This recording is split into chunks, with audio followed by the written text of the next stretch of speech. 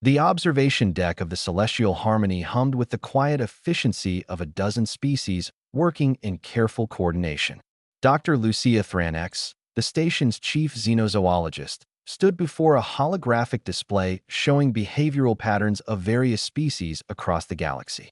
Her crystalline exoskeleton refracted the blue light from the screens, creating dancing patterns across the sterile white walls. "Fascinating," she murmured, her translator converting her chittering into standard galactic common. The Krellian Deathstalker exhibits classic apex predator behavior: relentless pursuit, strategic patience, and absolutely no fear of larger organisms. Behind her, Gail Morrison adjusted his daughter's grip on his shoulder and tried not to laugh. The human maintenance engineer had been called to fix a malfunctioning display panel, but now found himself inadvertently eavesdropping on the distinguished scientist's lecture to a group of junior researchers. "Note the thermal signature here," Lucia continued, manipulating the hologram with her multiple appendages. "The creature locks onto its target and refuses to disengage, even when facing superior force.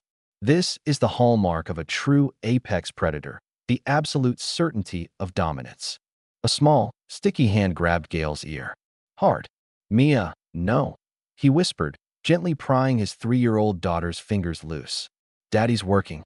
Mia Morrison, however, had spotted something far more interesting than her father's ear. Through the observation window, the colorful holographic display danced and shifted, and her eyes locked onto it with the intensity of a targeting computer. "Pweddy," she announced at full toddler volume. Every alien head in the room swiveled toward them. Lucia's compound eyes fixed on the human child with scientific interest.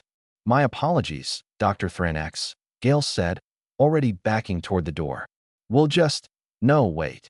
Lucia raised a limb. "I've read about human juveniles, but I've never observed one in person. They're quite rare on multi-species stations."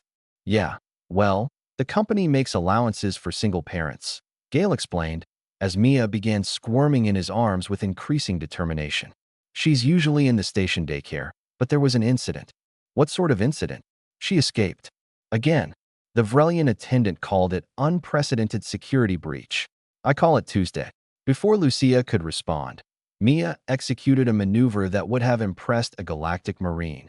She twisted, pushed off her father's chest with surprising force, and dropped to the floor in a perfect crouch. Then she was off, moving with that peculiar toddler gait that looked awkward but covered ground with startling efficiency. "Mia?" "No." But Mia had already reached the holographic display, and her target was clear: a decorative alien plant in a transparent containment pod. The plant was from Zenthera Prime, mildly poisonous, and definitely not meant to be touched by anyone, let alone a human child. The containment field. One of the junior researchers began. Mia's small hand shot out, and somehow, impossibly, her fingers found the microscopic gap in the field generator's coverage. The pod opened with a hiss. "By the cosmic void," Lucia breathed, her scientific curiosity now fully engaged. How did she identify the weak point?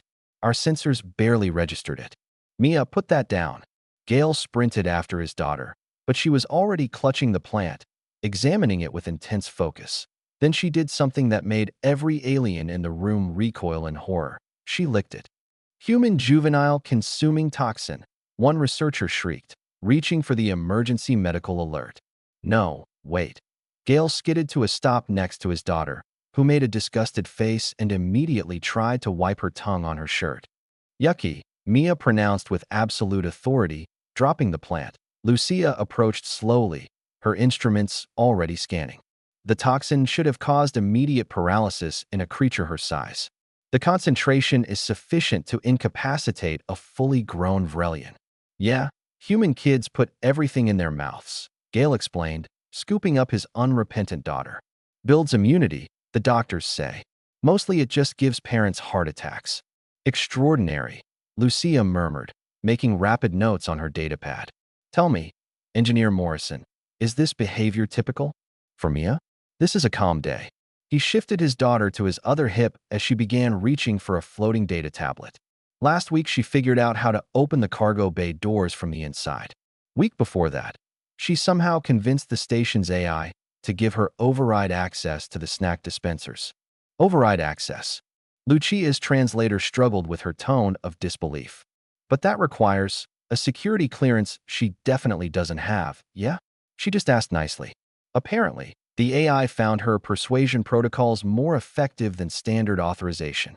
Lucia watched as Mia denied the tablet, immediately pivoted to a new objective, the shiny badges worn by the junior researchers.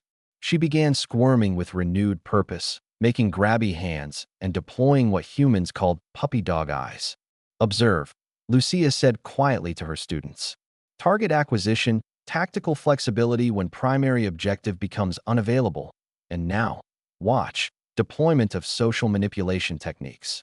One of the junior researchers, a soft-hearted Pelian, was already reaching up to remove her badge to show the small human.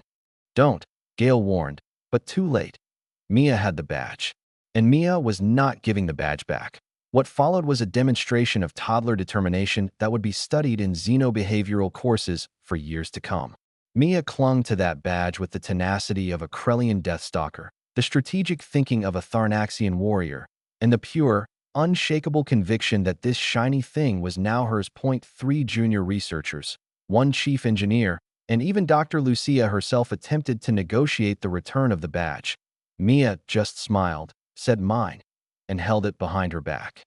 You were describing apex predator behavior earlier, Gale said dryly, finally managing to trade the badge for a protein bar from his pocket, the universal toddler currency. Now you've seen it in action. Lucia's appendages trembled with what might have been laughter. I must revise my dissertation. I had hypothesized that humanity's dominance in combat situations stemmed from your adult physiological advantages: rapid healing, endurance, adaptability. She watched as Mia demolished the protein bar with messy efficiency. But now I understand. You're teaching them from birth. Teaching them what? That the entire universe is theirs for the taking. That obstacles are merely puzzles. That no is simply an opening position in a negotiation. Lucia's compound eyes glittered with newfound respect. You humans don't become apex predators. You're born that way.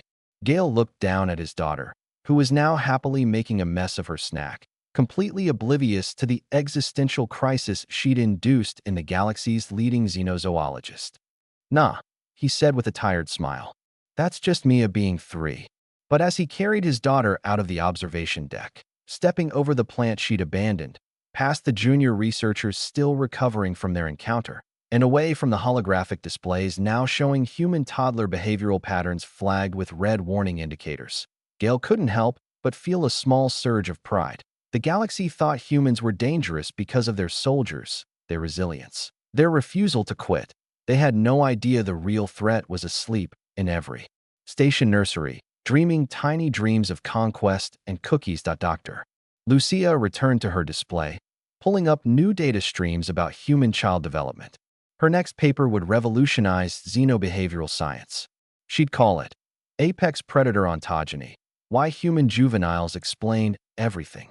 But first, she was going to recommend the Celestial Harmony upgrade its containment fields, all of them.